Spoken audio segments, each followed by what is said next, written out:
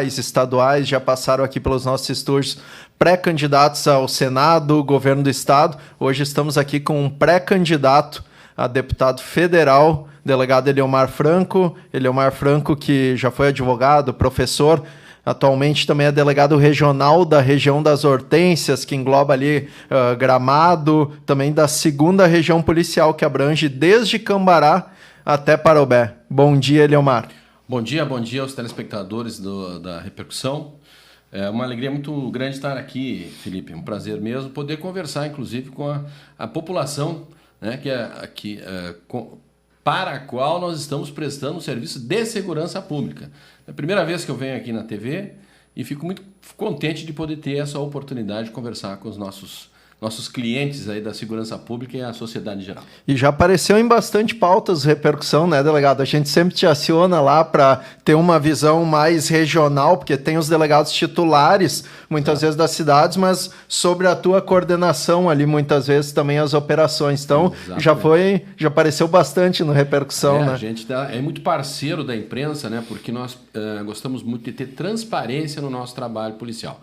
Então, cada cidade, é claro, tem o seu delegado, alguns delegados têm 2 cidades para cuidar, e eu cuido das 10, né? Porque eu cuido de chefiar essa turma toda que está comigo, que é uma equipe muito competente, muito atuante, e o Jornal Repercussão está sempre conosco também, levando para o cidadão essa informação tão importante que é relativa à segurança pública. Delegado Eliomar Franco, nos conte um pouco da sua história, formação, trajetória também na política, porque tem um fato bem interessante que você ficou em 2º lugar nas eleições municipais de São Leopoldo agora em 2020, né? É verdade, Felipe.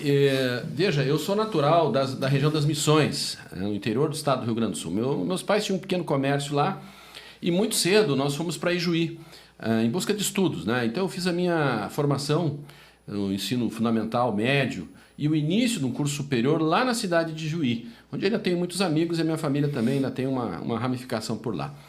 Aos 19 anos eu entrei para as Forças Armadas, né? Eu fui para a Aeronáutica, a Força Aérea Brasileira. Fiquei na Força Aérea por 12 anos, onde fiz carreira como sargento. Saí de lá como 2º sargento, já formado em Direito pela Universidade Federal do Rio Grande do Sul. Então vejam só, todo o meu ensino, desde o ensino fundamental até o ensino superior, Felipe, foi em escolas públicas, inclusive na universidade pública. Eu sempre tive uma paixão, desde que ingressei nas Forças Armadas, por uso de armamento, por comandar equipes, hierarquia, disciplina, essas coisas. E quando eu me formei e recebi o meu diploma de bacharel em Direito na Universidade Federal, eu logo fui procurar a polícia, né, para dar continuidade àquele trabalho que eu vinha fazendo dentro das Forças Armadas, mas daí com uma possibilidade de chefia, né, uma possibilidade de comando. E foi isso que aconteceu. Eu passei no concurso público para delegado de polícia em 1998. E desde então, 1999, eu sou delegado de polícia. Passei por várias cidades dentro aqui do estado do Rio Grande do Sul. Comecei ali por Novo Hamburgo, depois fui para Canoas, depois fui para Porto Alegre. Em Porto Alegre eu estive à frente de algumas delegacias especializadas. Dentro do Departamento Estadual de Investigações Criminais, eu fui o delegado de roubo a banco, carro forte e sequestro do DEIC, né? O antissequestro, que até hoje faz ainda grandes operações. E depois eu estive à frente do DENARC, fui diretor de investigações do narcotráfico. DEIC e DENARC, 2 órgãos fortíssimos dentro da polícia, né? No DEIC eu passei por quase todas as delegacias, né? O roubo a cargas, a delegacia do consumidor, a delegacia de roubo de veículos, onde nós reduzimos em 30% os roubos de veículos no estado, em uma gestão de 3 anos. Mas principalmente o destaque maior eu daria para aquela delegacia de roubo a banco, extorsão mediante sequestro e ataques a carro forte. Nós conseguimos, Felipe, na minha gestão lá no DEIC, zerar os roubos a carros fortes no estado do Rio Grande do Sul. Bem na época em que aquele criminoso conhecido, José Carlos dos Santos, Seco, atacava com a sua quadrilha os blindados aqui no estado, nas rodovias. Havia muitas mortes de vigilantes. Sim, lembro. E nós conseguimos prender o José Carlos dos Santos. Então é um episódio importante da minha história profissional, talvez um dos mais importantes da história da Polícia Civil Gaúcha. Foi aquela missão, a operação chamada Operação Lince, em que nós capturamos o Seco e liquidamos, então, com as ações contra os carros fortes. Ficamos 3 anos, praticamente, sem nenhum ataque a carro forte, depois da desarticulação da quadrilha do Seco. Essa, inclusive, ia ser uma das próximas perguntas que eu ia fazer, delegado Eliomar Franco. Os últimos casos, assim, daqui a pouco que você lembre, nesses 20 anos quase de polícia, ou mais até. 23 anos. 23 anos. Os mais emblemáticos que tu participou, com certeza, esses do Seco, foi um deles, né? Foi uma grande aventura, né? Para aqueles que gostam, né? Eu sei que tem muita gente aí que gostaria de estar na polícia e acha que tudo é uma aventura, mas vejo que o risco é muito grande. O risco de ser vitimado numa ocorrência como essa, num enfrentamento do crime. Eu digo sempre assim, o policial ele faz o enfrentamento, a proteção do cidadão sem conhecer a quem ele está protegendo. Se houver um fato, o policial está andando na rua, não importa com quem seja, ele vai defender a pessoa que está sendo vitimada. Então, assim, é um profissional que coloca a sua vida em risco em benefício de um desconhecido, muitas vezes, né? Então, nem sempre é só aventura, né? As pessoas imaginam que seja uma profissão apaixonante, e realmente é, mas junto com ela tem muito risco envolvido. Então, episódios como esse aí são marcantes na nossa vida, né? Mas também tem aqueles episódios, Felipe, logo lá no começo da carreira, onde eu entrei, em São Leopoldo eu estava na época, e isso vem me pautando desde que eu entrei para a polícia, que é o combate à corrupção. Eu faço muita questão de investigar os desvios de dinheiro público. Onde eu estou, nas delegacias por onde eu passo, nas regiões que eu comando, o incentivo é muito grande para os delegados de polícia fazerem o enfrentamento da corrupção envolvendo órgãos públicos. O exemplo disso foi lá em São Leopoldo, lá em 2004, onde havia uma quadrilha, uma organização criminosa dentro da Câmara de Vereadores. Nós fizemos a prisão de 12 vereadores naquela época, 12 vereadores. Em 2002. Esse fato não recordava. O meu inquérito tinha 25 mil páginas. O Ministério Público atuou junto, Judiciário também, mas nós desmanchamos a quadrilha que desviava dinheiro público da cidade de São Leopoldo em 2004. E de lá para cá foram vários episódios. Na própria...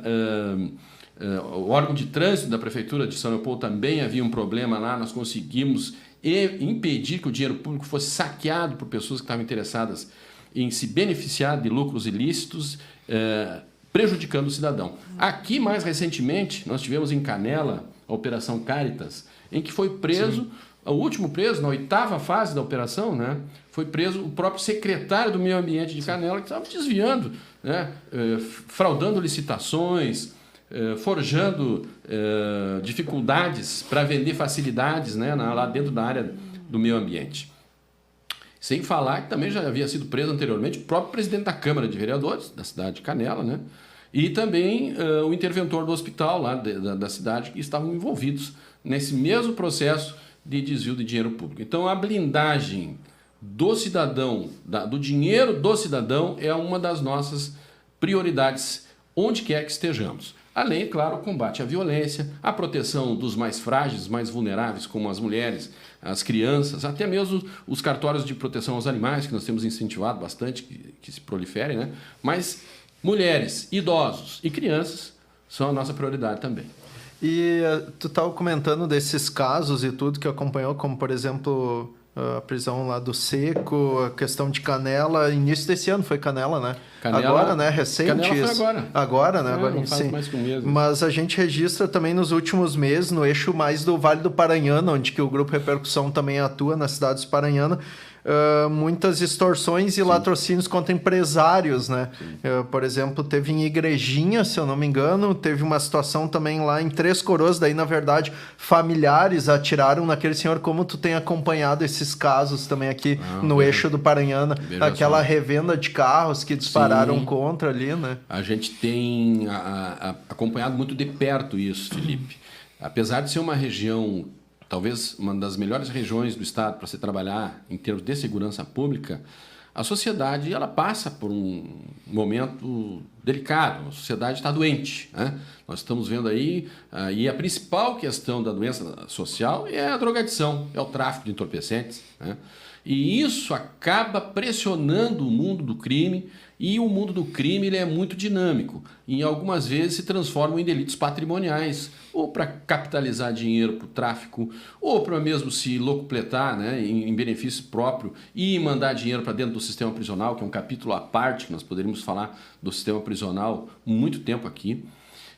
Mas eu acompanho muito de perto isso. A partir do momento da ocorrência, eu já recebo a informação do delegado titular, do local onde aconteceu o fato, e passamos, Felipe, a nossa experiência, o nosso conhecimento ao longo do tempo, adquirido nas centenas de investigações, ou talvez milhares de investigações criminais que eu já presidi e operações que coordenei para esses colegas. E ao longo do tempo nós temos visto que, trabalhando de forma unida, as equipes, aliás, de várias delegacias, não só da própria delegacia onde aconteceu o fato, essas delegacias trocam informações. Nós temos uma área de inteligência lá dentro da delegacia regional. Essa área de inteligência encaminha informações para as delegacias na ponta, né? Recebe, trata e encaminha. Então lá já chega muitas vezes informações que podem solucionar um grave crime como esse.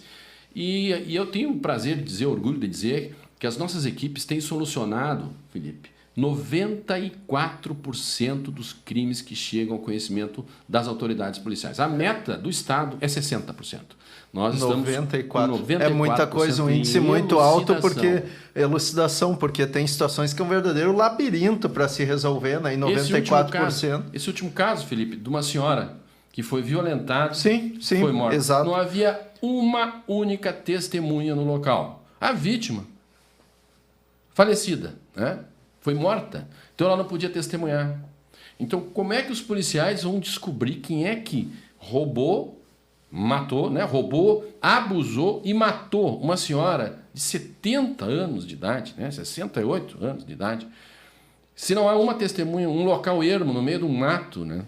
Pois veja bem, em menos de 5 dias nós já estávamos com o autor do fato, com um pedido identificado, com um pedido junto ao Poder Judiciário e ao Ministério Público de prisão desse indivíduo, e no 6º dia, se não me engano, foi preso.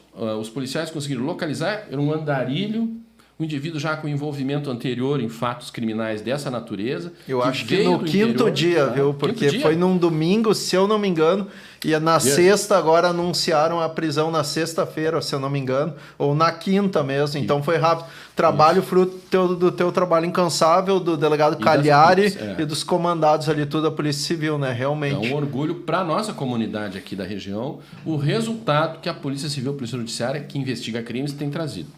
E sobre a situação de Taquara ali da DPPA, Delegacia de Polícia de Pronto Atendimento, ali entre 2020 e 2021, teve várias situações ali também de presos aguardando vagas junto a viaturas na própria rua ali. Tu acredita, na tua visão, que isso já é algo superado?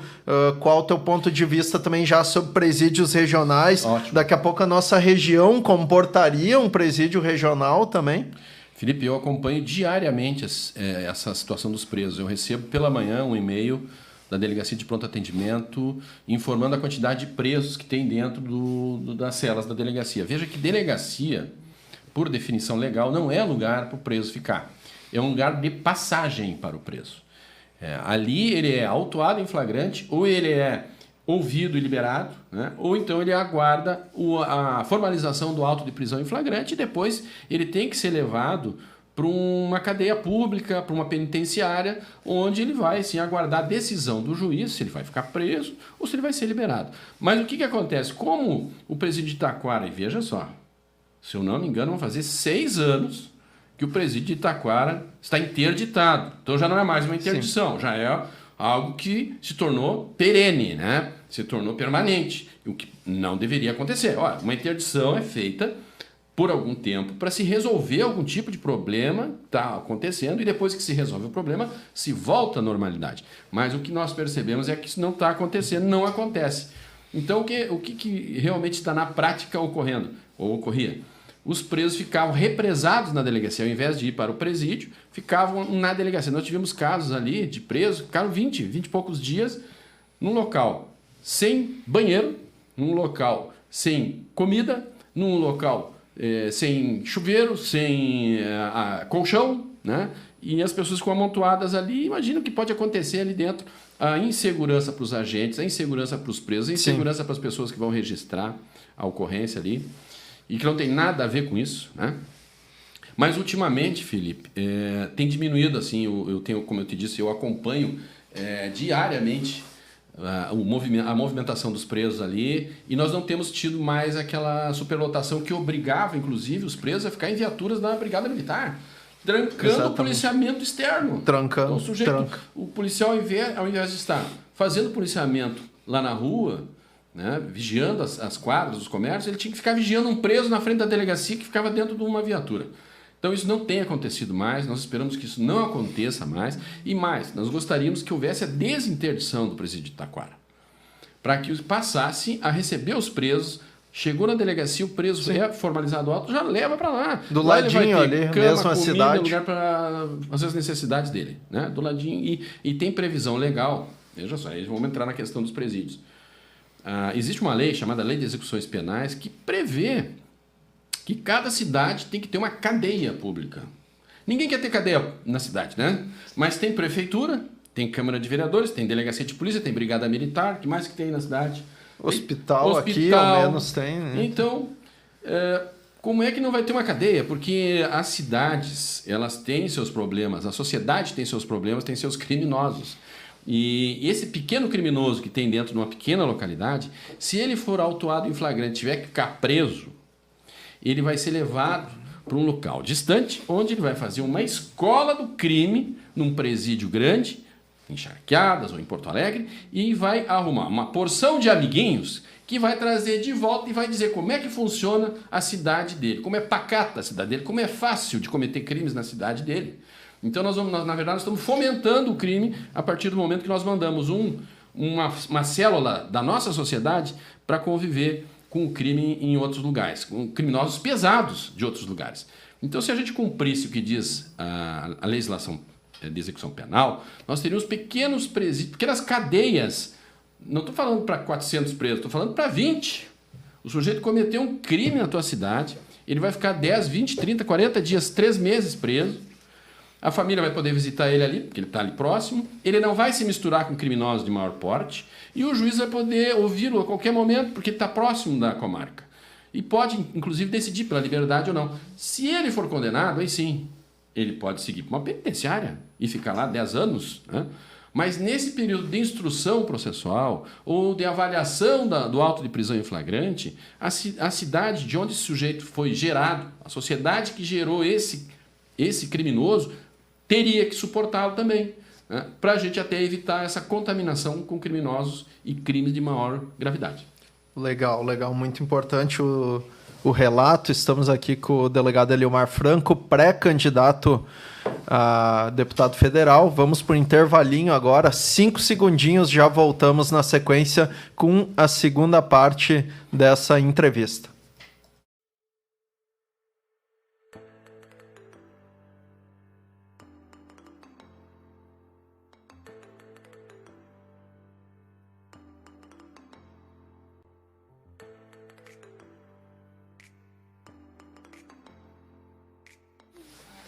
Voltamos então aqui com o pré-candidato a deputado federal, o delegado Eliomar Franco.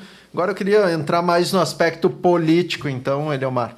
O que te motivou a lançar essa pré-candidatura a deputado federal? Veja, é uma pergunta que me fazem seguidamente, né? Por que o Eliomar quer ser deputado federal?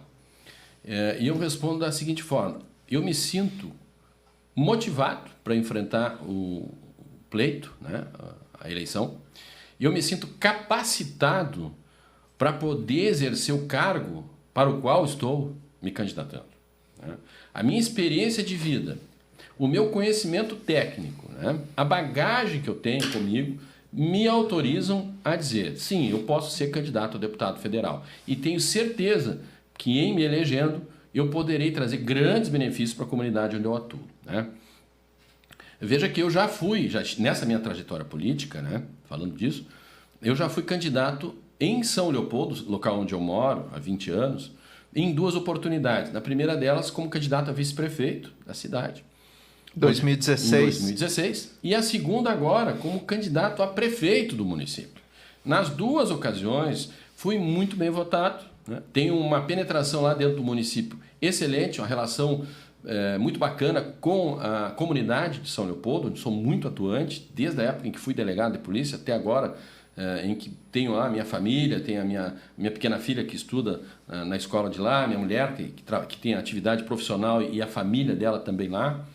Então, na última eleição, nós fizemos mais de 33 mil votos em São Leopoldo, mostrando que sim, somos uma liderança política, uma liderança que fazia falta no município de São Leopoldo e que agora o cidadão consegue identificar. Ele sabe que se ele precisar de uma liderança que tenha valores como os que eu defendo e defendia e defendo na eleição anterior, como assim, família, como Deus, né, religião, religiosidade, como agora me perdi. Família, Deus... A defesa da liberdade econômica, né? E também o direito do cidadão poder ter armas em casa, né? A criminalização contínua do tráfico de entorpecentes. Nós não vamos abrir a guarda para traficantes, nós vamos fazer com que permaneça o direito do cidadão poder ter uma arma em casa ou no seu comércio para se defender, porque diz lá o artigo 144 da Constituição, Felipe, que a segurança pública é dever do Estado e direito do cidadão, mas também diz que é responsabilidade de todos. Então, o cidadão tem o direito à segurança pública, mas também tem a responsabilidade de atuar em conjunto com os órgãos de repressão e de prevenção para trazer a segurança pública para a sua comunidade. E isso nós temos visto aqui no Vale do Paranhana, ali nas Hortênsias. A comunidade tem responsabilidade com a segurança pública, tanto que nos passa diariamente informações, colabora com informações, os empresários colaboram com uma parte dos custos, né, de manutenção dessa segurança pública. Então, assim, aqui o cumprimento da Constituição. E por isso é que os índices de criminalidade são baixos, são mais baixos. E é por isso que a elucidação dos crimes é tão elevada.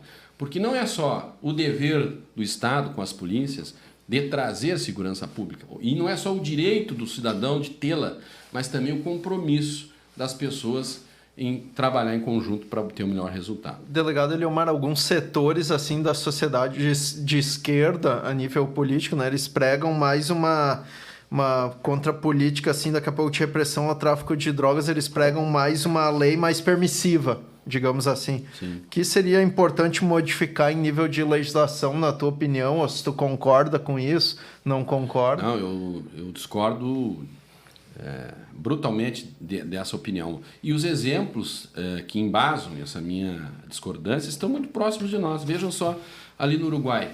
Né? O Uruguai foi vendida a ideia de que estaria resolvendo o problema do tráfico de entorpecentes a partir do momento que permitia a posse, e o consumo e a venda de entorpecentes em determinados locais do país, né? Em determinadas cidades, determinados estabelecimentos comerciais. Hoje, o Uruguai se tornou uma das maiores rotas do entorpecente para a Europa e para os Estados Unidos. Se tornou um dos lugares com maiores índices de homicídios da América Latina. E não era assim. Então, a que se deve esse tipo de situação? Lógico, a partir do momento que a gente estabelece a possibilidade do sujeito vender drogas nas esquinas, o número de locais ofertando o entorpecente aumenta. As pessoas que circulam, que nem sequer imaginariam um dia, não se interessariam de consumir o entorpecente, têm acesso facilitado a esse tipo de produto. E quem defende o uso desse tipo de produto está defendendo o uso de uma coisa nociva e mortal para a sociedade. Degrada a sociedade.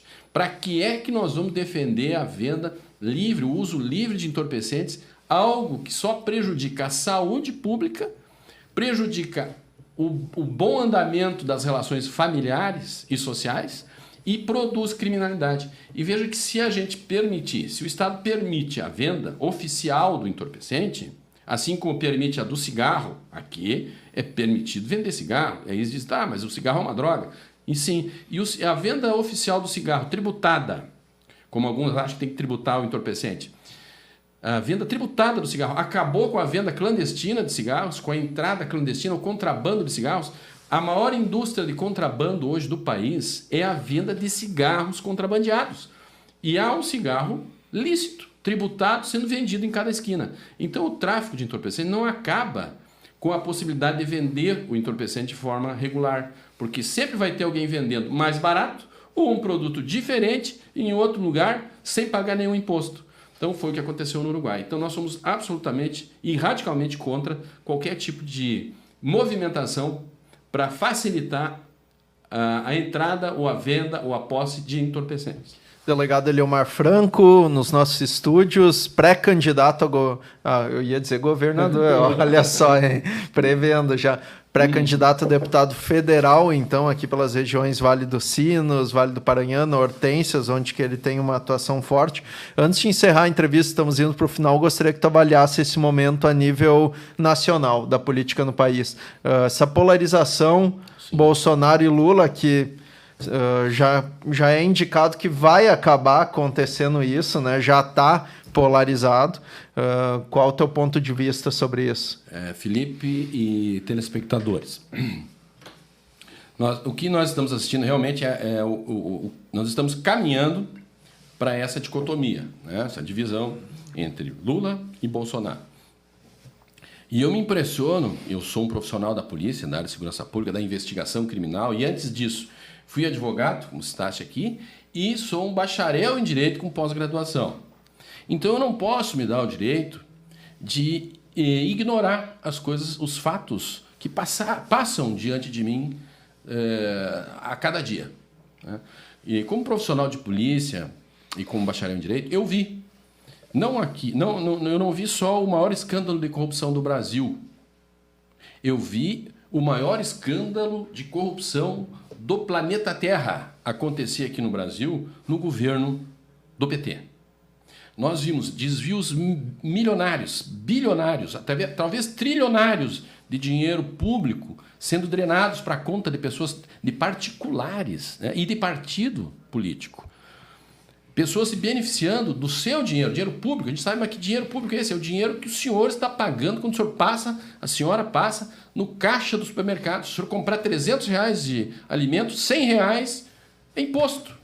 E esse dinheiro, e o dinheiro que a Petrobras gerou prospectando petróleo, trilhões, bilhões de reais, eram escoados para interesses escusos desses indivíduos que foram condenados. E aí alguém vem me dizer, não, mas o fulano é inocente. Não é inocente. Por uma filigrana jurídica, por um recurso processual, dizendo que não tinha que ser julgado no endereço A, tinha que ser julgado no endereço B, sendo que isso já havia sido decidido em outras instâncias, um juiz simplesmente anulou as condenações de uma boa parte dessa turma aí envolvida em desvios bilionários de dinheiro. Então, qual é a escolha que nós temos agora no período eleitoral? Nós vamos votar em quem destruiu a economia do país em benefício próprio, enriqueceu, nós estamos vendo aí o dinheiro, essas pessoas continuam com dinheiro público em suas mãos. Ou nós vamos votar em quem, depois de assumir o governo federal, como é o governo Bolsonaro, não tem um fato sequer que desabone a conduta nesse sentido de se locupletar do dinheiro público. E eu sou um incansável combatente da corrupção no poder público. Isso já está provado, tenho feito, tenho mostrado. Então, como é que eu vou explicar para os meus filhos, para os meus netos, que depois de ter sido provado tudo isso que foi, com as confissões que foram feitas pelos empresários, empreiteiros, de milhões de reais sendo desviados, que nós vamos ter um governo de novo, daquela mesma turma que fazia tudo isso. Qual é a moral que nós temos, né? Qual é a justificativa para educar os nossos filhos, para fazer o bem e para se manter obedientes às leis? Se a gente eleger uma quadrilha de indivíduos que praticaram o crime contra todos nós, não foi só contra A, ou B ou C. Esse crime que foi praticado contra todos nós. Nós vamos votar nos criminosos? Não podemos. Esse foi, então, o delegado Eliomar Franco, delegado de polícia, que concorre, pré-candidato, né? Ainda não abriu a janela oficial, pré-candidato a deputado federal. Considerações finais, foi um prazer ter te recebido aqui, Eliomar. Prazer foi meu, espero que os telespectadores também tenham gostado da nossa entrevista E quero dizer a todos que eu ainda continuo na minha atividade policial. Hoje foi um dia que nós gravamos fora do horário de trabalho e que vai ser apresentado, esse programa vai ser apresentado... Terça de manhã. Terça de manhã? Isso. Podia ter dito isso? Isso. Não, tranquilo. Passa bem tranquilo. Mas em considerações finais eu queria dizer o seguinte. Para aquelas pessoas que acreditam que o Brasil ainda tem solução, né? Para aquelas pessoas que querem que os seus filhos possam ir com tranquilidade para a escola, que tenham uma formação religiosa, que tenham condições de se qualificar para conseguir uma boa atividade laboral, tenham um emprego, tenham renda, possam constituir suas famílias, façam a sua escolha de forma adequada. Verifiquem os currículos dos candidatos que estão se apresentando, verifiquem a vida anterior, passada, o trabalho que executaram, o seu conceito diante da comunidade. E não se deixe levar por promessas, né, de vantagens que às vezes são oferecidas às vésperas das eleições. Eu só peço isso, que as pessoas estejam atentas, porque isso é um momento da ilusão. Tem muitos candidatos que se apresentam trazendo promessas que não vão ser cumpridas e a gente já sabe que não vão ser cumpridas porque já tiveram a oportunidade. Então é um momento de renovação e de exame dos currículos dos novos candidatos que estão se apresentando. Esse foi, então, o delegado Eliomar Franco. Muito obrigado por ter vindo até os nossos estúdios, participar dessa série de entrevistas. Voltamos em breve com mais um Repercutindo Entrevistas.